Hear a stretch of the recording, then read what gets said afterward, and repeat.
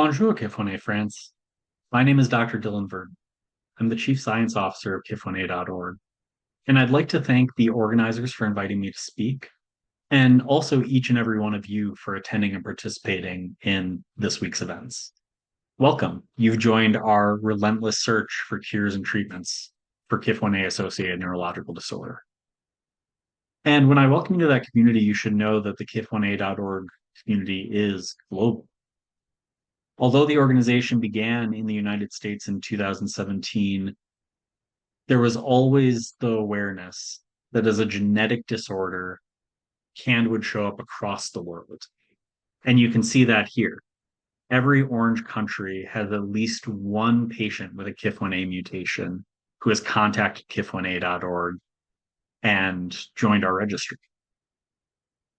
There's still a long way to go, but we also knew that we wanted to integrate and represent as many people across the world as possible, because that's our best chance at actual therapeutic development.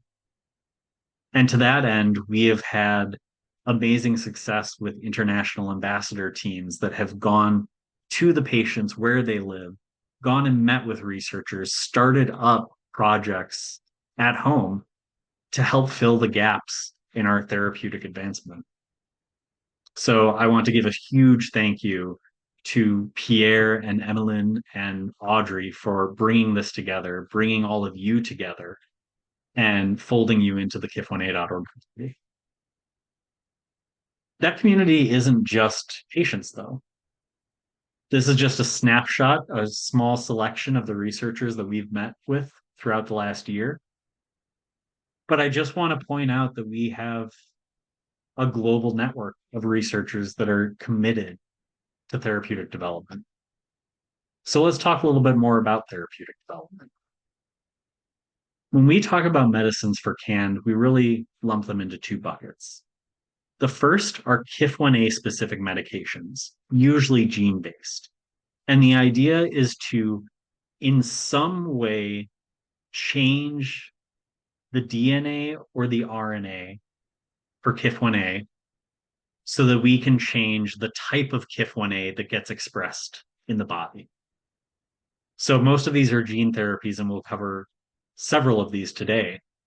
But these are really our most direct way of hitting the root cause of CAND. We also know that these gene-based therapies have limitations and that they might not treat every aspect of the disorder, depending on when the patient gets the medication or how it interacts with their particular type of CAND. So we're also very interested in symptom-based therapies, where we can look towards other disease groups that are making advances for symptoms similar to CAND and try to capitalize on that success and find a common opportunity to improve quality of life. So first, let's talk about our gene therapies. We have three groups that we'll be talking about today. We have N-Lorem on the east coast of the United States. We have MCRI in Australia, and we have Jackson Laboratory on the west coast of the United States. We'll start with the ASO. This is perhaps the most exciting therapeutic development strategy that we've had, and it's come a long way in the last year. Most recently, there was a publication of Susanna Rosen's first year of ASO treatment. These ASOs are meant to knock down the mutant copy of KIF1A so that the healthy copy can function, carry cargo, and essentially restore neuronal function to normal. Susanna has seen some really promising results. She has had increased attention span, increased vocabulary, decreased tremors, a decrease in the number of seizure-like events. These are all huge benefits. There are also things that the ASO doesn't affect. Susanna hasn't had any improvement in vision because the optic nerve isn't accessible through the spinal cord where the ASO is administered. She's still dealing with gastrointestinal reflux and peripheral neuropathy. It's also worth noting that while the initial results were promising, Susanna is not currently walking, which speaks to the importance of getting these treatments to individuals as early as possible to maximize the chances of improving symptoms. All that being said, this is the most successful CAN specific therapy that has been leveraged so far. And so now we're looking to capitalize on some of those successes, even as Susanna and Sloan are still optimizing this treatment, still taking on these risks for the rest of our community. So now we are looking to find more patients that are amenable to this ASO. We're trying to look at other countries and see whether there are ways to start up these programs elsewhere in the world. And we're excited to continue that work with groups like KIF1A France to make sure that every advance that we get is as accessible as it can be. In Australia, in parallel, doctors Simran Kaur and Wendy Gold at MCRI have been working on a KIF1A mini gene. This is a smaller version of the KIF1A gene that can be loaded into the genome and create a protein that still moves and carries cargo like healthy KIF1A.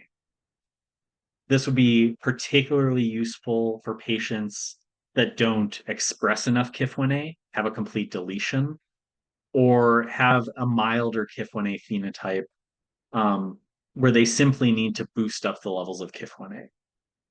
Now, these experiments are much earlier than the ASO study. These are still being tested in cells, but there have been some promising results that this mini KIF1A does walk, move, carry like a healthy KIF1A. And so this is something that we're really excited about and excited to hear what comes next. Lastly, the Jackson Laboratory, including Dr. Kat Lutz and Dr. Marcus Terry, have been working on a prime editing strategy. This is a therapy that would go directly into the KIF1A gene, find the area that contains the mutant, the mutation, and replace it with a section that is all healthy. And this is kind of the holy grail, to go back in and reverse the genetic mutation that causes the disorder. Now, there's a lot of work to do here too, particularly with targeting. And so Jackson Laboratory is starting with the severe T99M mutation. They're testing prime editing in genetically modified cells carrying this mutation. And if results seem promising, they will then follow up using a T99M mouse model that was developed by Jax. And so not only is Jax working on this gene therapy, but they have developed all of the model systems that they need to test this therapy before it gets to clinic. So again, these second two options are a little bit further down the line. There's still a lot of work to be done, but it's important to note that we do have these parallel gene-based therapy projects underway. And I'll look forward to telling you more in the future. That being said, we know that none of these gene-based therapies are the end-all be-all. None of them are the silver bullet. And so it's very important that we continue looking at canned symptoms and finding treatments that address those specific symptoms, because no canned patient is identical, and we want them to have the best route for treatments for their particular symptoms possible. So what does that look like? Our first partner in this space is Newsight. Newsight has been working with us since 2021 and started our therapeutic accelerator program in 2022. They are very well experienced in KIF1A biology. In fact, Dr. Dominique Lessard, who is currently with Newsight, was the former chief science officer of KIF1A.org. And so they are extremely well poised to understand not only KIF1A biology, but also patient perspectives and priorities. And we've been working with Newsight to use patient-derived cells and create a model system in a dish of canned. And that model system so far shows some really promising results. For example, much like in canned epilepsy, this model system is hyperexcitable, which means that we can use it as a model for seizures when testing medications. And in fact, that's exactly what we're going to do. With family support, we have raised $70,000 to begin the initial round of screening for canned compounds with a focus on anti-seizure medications so that we can find medications that are hopefully more effective with less side effects than some of the currently taking medications like Keppra. And this will begin in 2025. Going back to Australia, Doctors Cower and Gold are also working on a screening platform, and their platform is specifically looking at KIF1A expression. And their first step was to screen 4,233 FDA approved drugs. This is really important because FDA approved drugs might be easier to get to CAN patients if we see promising results in these screens. They're a little bit closer to actual accessibility than experimental treatments like the ASO. So out of those 4,000 compounds, MCRI has identified 6 compounds that increase expression of KIF1A in their cellular model. They're now following up with validation experiments to see whether any of these hits could possibly be the lead compound. But another area that they're working on is the creation of optic nerve organoids. These are cellular systems that model the biology of the eye, and that allows us to begin testing these compounds in a vision-based system. And this could be crucial because, like I said, the ASO does not address vision. So this is an area where we think we could not only find drugs that generally improve KIF1A function, but ideally some that have real effects in model systems related to CAN symptoms.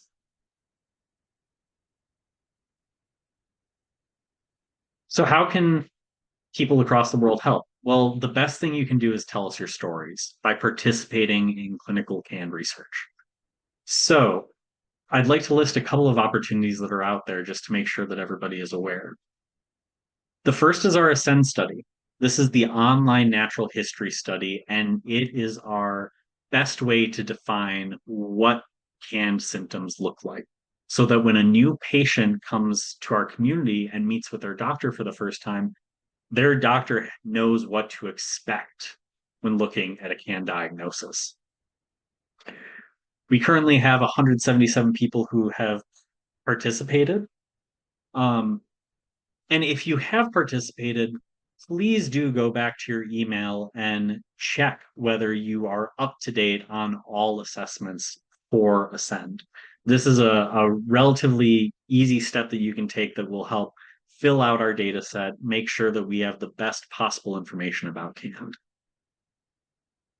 We also have our in-person koala study at Boston. And the purpose of this is to really dig into symptoms and get numbers on those symptoms. If we can get measurements, and then one of these drugs, one of these treatments that we are currently investigating comes down the pipeline, the koala study is what will allow us to compare somebody with the treatment and somebody without the treatment. This is our way of testing whether a drug really does work or not. And while many of you are across the Atlantic, I will just say that the koala study has had 60 participants so far, and we are booked out for regular visits through the end of 2024. And so this is a slower study than the Ascend study, but it is plodding along really, really well. And so we're really, really grateful for that. And if you should find an opportunity to come to the United States and participate, we would love to have you as well. Lastly, and this is separate from the work that's being done at Columbia and Boston, is our speech study. During our conversations about vision, it came up again and again that because canned patients can't necessarily express themselves, symptoms flew under the radar. So to tackle that, we've partnered with Professor Angela Morgan to conduct the first ever canned specific multilingual speech study. This is a study that can be performed online. They can assess people that have not only different languages, but also individuals that are much less verbal. than you normally would. So hopefully we'll be able to get data on kids with various levels of self-expression and verbal vocalization. But by participating in these three studies, you are building the foundation for all of the other research that I've described today. And so I want to thank you for giving me the time to share some of our therapeutic prospects. I invite you to keep engaging with us and both through KIF1A France and through KIF1A.org. And together, I hope that we can find some really promising treatments for individuals with CAND.